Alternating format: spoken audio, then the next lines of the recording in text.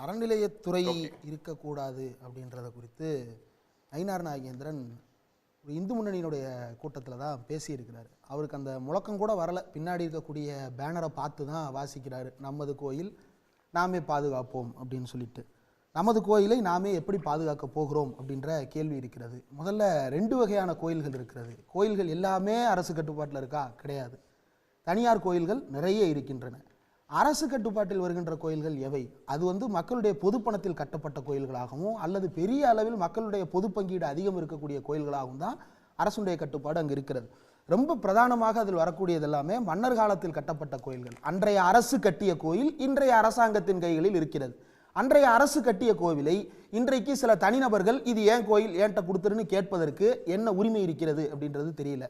அப்படியே தனியாரிடம் இருந்தாலும் இந்த கோயில் நிலங்கள் எப்படி கையாளப்பட்டிருக்கின்றன, குறிப்பாக பாஜக மற்றும் ஆர்எஸ்எஸ்ஸால் கோவில் நிலம் எப்படி கையாளப்பட்டிருக்கிறது அப்படின்றத கவனிக்கணும். டெல்லியில் ஜந்தேவாலன் டெம்பிள் அப்படின்றது ரொம்ப பிரபலமான ஒரு கோவில். இந்த ஜந்தேவாலன் டெம்பிளை குறிப்பிடுவதற்கான காரணம் என்ன அப்படின்னா, 18ஆம் நூற்றாண்டில் ஒரு துணி வர்த்தகராகிய பத்ரி பகத் தாஸ் அப்படின்ற நபருக்கு திடீரென்று கனவு வருகிறது, ஒரு இடத்தில் சாமி இருக்கிறது அப்படின்னு. உடனடியாக என்ன செய்கிறார், அந்த காட்டு பகுதியில் யார் யாரெல்லாம் நிலம் வச்சுருந்தாங்களோ எல்லார்ட்டிருந்து நிலத்தை வாங்கி அந்த இடத்துல ஒரு சிலையை பிரதிஷ்டை பண்ணி ஒரு கோயில் ஒன்றை கட்டுகிறார். 1944 அந்த பத்ரி பகத் தாஸ் அப்படின்றவருடைய பேரனாகிய ஷியாம் சுந்தர் அப்படின்ற நபர் கொள்ளு பேரன் என்ன செய்கிறார்னா, பத்ரி பகத் ஜந்தேவாலன் டெம்பிள் சொசைட்டி அப்படின்னு ஒரு சொசைட்டியை ரிஜிஸ்டர் பண்ணுறாரு 1944. சொசைட்டி ரிஜிஸ்ட்ரேஷன் பண்ணப்பட்ட 3 ஆண்டுகளில் 1947 ஆகஸ்ட் 1 சுதந்திரம் கிடைப்பதற்கு 2 வாரங்களுக்கு முன்னால் 12,000 சதுர மீட்டர் பரப்பளவு இடம் எம்எஸ் கோல்வால்கர் என்கின்ற 2வது ஆர்எஸ்எஸ் தலைவராக இருந்த நபருக்கு லீஸுக்கு கொடுக்கப்படுகிறது. 99 வருஷ லீஸு கொடுக்கப்படுகிறது. ஏன் கொடுத்தீர்கள் என்று கேட்கப்பட்டதற்கு, இந்த இடத்தினுடைய தரத்தை மேம்படுத்துவதற்காகவும் இங்கு இருக்கக்கூடிய ஆக்கிரமிப்புகளை அகற்றுவதற்காகவும் நான் கோல்வால்கருக்கு 99 வருஷ லீஸுக்கு இந்த நிலத்தை கொடுத்திருக்கேன்னு சொல்றாரு. அப்படி கொடுக்கப்பட்ட நிலம் அந்த பர்பஸுக்கு தான் பயன்படுத்தப்பட்டதா அப்படின்னா இல்ல. 1969 ஸ்ரீ கேசவ் சமார்க் சமிதி அப்படின்னு இன்னொரு சொசைட்டி ஒன்று உருவாக்கப்படுகிறது. இந்த சொசைட்டிக்கு என்ன செய்யப்படுகிறது அப்படின்னா, கோல்வால்கருக்கு 99 ஆண்டுகளுக்கு கொடுக்கப்பட்ட நிலம் இந்த சொசைட்டிக்கு மாற்றி கொடுக்கப்படுகிறது. மாற்றி கொடுக்கப்படும் பொழுது 2 முக்கியமான புதிய விதிகள் திருத்தம் செய்யப்படுகிறது. என்ன அப்படின்னா, அந்த இடத்தில் கட்டடம் கட்டி கொள்வதற்கு இந்த ஒப்பந்ததாரருக்கு உரிமை இருக்கிறது, இந்த இடத்தை வேறு ஒருவருக்கு சப்லீஸு கொடுக்கிறதுக்கு இவருக்கு உரிமை இருக்கிறது என்று ஸ்ரீ கேசவ் சமார்க் சமிதி என்கின்ற அமைப்புக்கு பத்ரி பகத் ஜந்தேவாலன் கோயில் நிலம் மாற்றி கொடுக்கப்படுகிறது. அப்படி மாற்றி கொடுக்கப்பட்ட நிலத்தினுடைய அளவு 1990ஆம் ஆண்டின் அளவுப்படி 16,432 சதுர மீட்டர்கள் பரப்பளவு. எவ்வளவு நிலம், அந்த நிலத்துக்கான குத்தகை எவ்வளவு அப்படின்னா, ஒரு மாசத்துக்கு 100 ரூபாய் என்கின்ற கணக்கில் 1970 கொடுக்கப்பட்ட நிலம். இந்த நிலத்தை ஏன் குறிப்பிடுகிறேன் என்றால், இந்த இடத்தில்தான் கேசவ் குஞ்ச் என்று சொல்லப்படுகின்ற ஆர்எஸ்எஸ் தலைமை அலுவலகம் இன்றைக்கு கட்டப்பட்டிருக்கிறது. ஆக இவர்கள் கோவில் நிலத்தை குடிவிப்பதற்கு காரணம், அறநிலையத்துறை கூடாது என்று சொல்வதற்கான காரணம், அது தனியார் கைகளுக்கு போனால் அந்த தனியார் கைகளில் இருந்து அந்த நிலத்தை எப்படியாவது ஆர்எஸ்எஸ்க்கு கைமாற்றிக் கொள்ளலாம் அல்லது வேறு சிலருடைய அதிகாரத்திற்கு பயன்படுத்திக் கொள்ளலாம் என்பதற்காகத்தான். இது குறித்து டெல்லி டெவலப்மெண்ட் அத்தாரிட்டிக்கும் பத்ரி பகத் ஜந்தேவாலன் டெம்பிள் சொசைட்டிக்கும் இடையில 80கள் 90களில் வழக்கு நடக்கிறது. அந்த வழக்குகள்ல மாறி மாறி வாதங்கள் போகிறது. இந்த இடம் யாருக்கு சொந்தம் என்கிற கேள்வி வரும் பொழுது டெல்லி டெவலப்மெண்ட் அத்தாரிட்டி என்ன செய்யுது தெரியுமா, அந்த கேஸ்ல அப்பீரே ஆகல.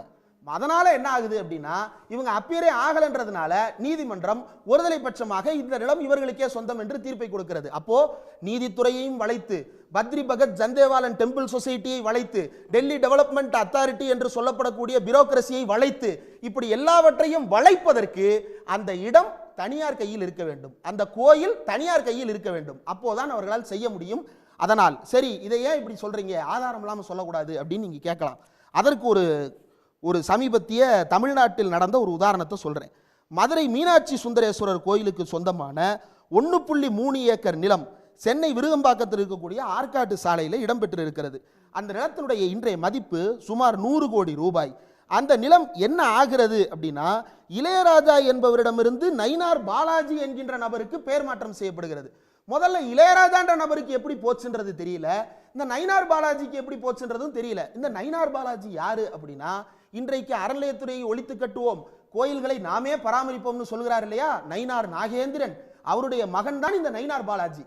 மீனாட்சி சொக்கநாதர் கோயிலுக்கு சொந்தமான நிலத்தை 1.5 ஏக்கர் நிலத்தை தன்னுடைய பெயருக்கு மாற்றி பதிவு செய்து கொண்டார். அததான் அவர் சொல்றாரு. நாகராஜ் கூட அவர்தான் சொல்றாரு ஊழல் நடக்குது.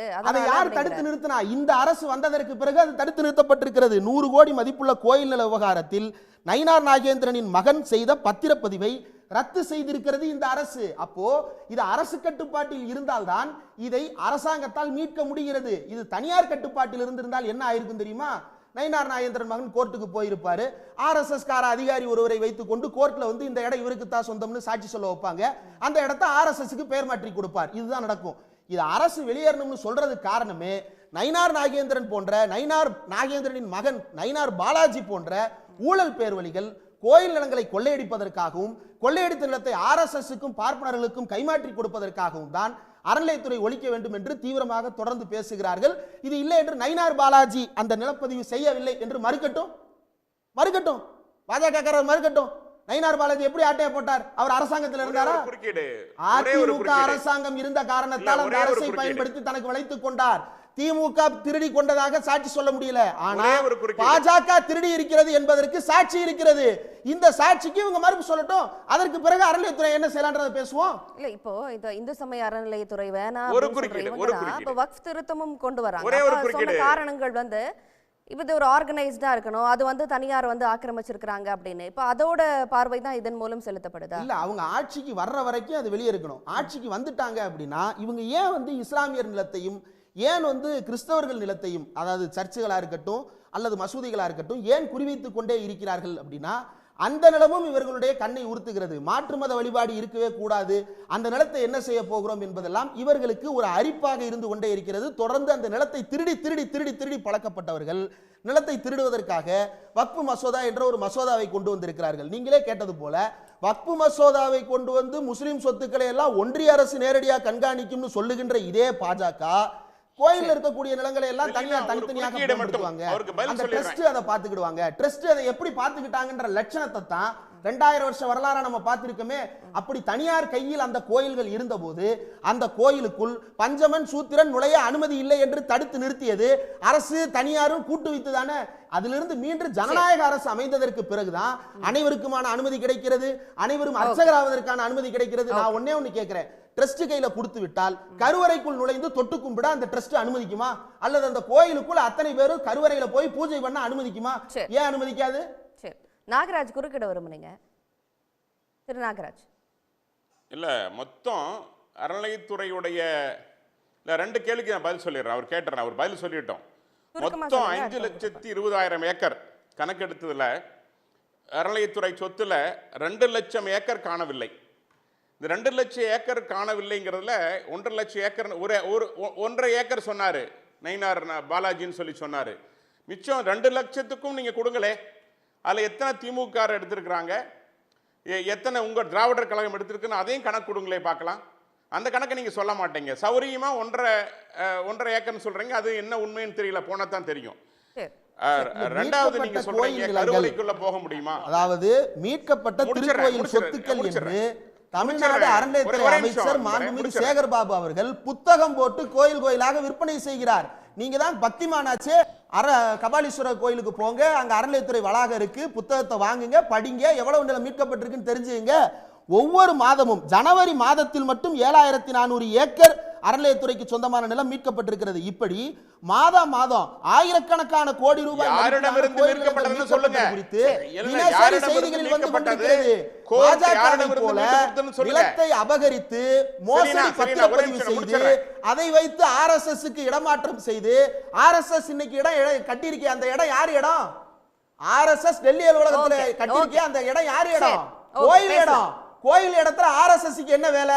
அங்க பக்தியை பெருக்குவதற்கு மடங்கள் கட்டியிருக்க வேண்டியதானே, அன்னதான கூடம் கட்டியிருக்க வேண்டியதானே. கோல்வாளருக்கு கொடுக்கப்பட்ட இடம், ஸ்ரீ கேசவ் சமார்க் சமிதிக்கு 99 வருஷத்துக்கு கொடுக்கப்பட்ட இடம், 100 ரூபாய்க்கு கொடுக்கப்பட்ட இடத்துல என்ன பக்தியை வளர்ப்பதற்கான வேலையை RSS செய்து கிழித்திருக்கிறது என்றால் RSS படாடோபமாக கட்டிடம் கட்டி அந்த இடத்தை அதிகார மையமாக மாற்றி இனி இந்தியாவில் பார்ப்பன ஆதிக்கம் தான் என்பதை சொல்லுவதை தவிர வேறு என்ன செய்யப்பட்டிருக்கிறது?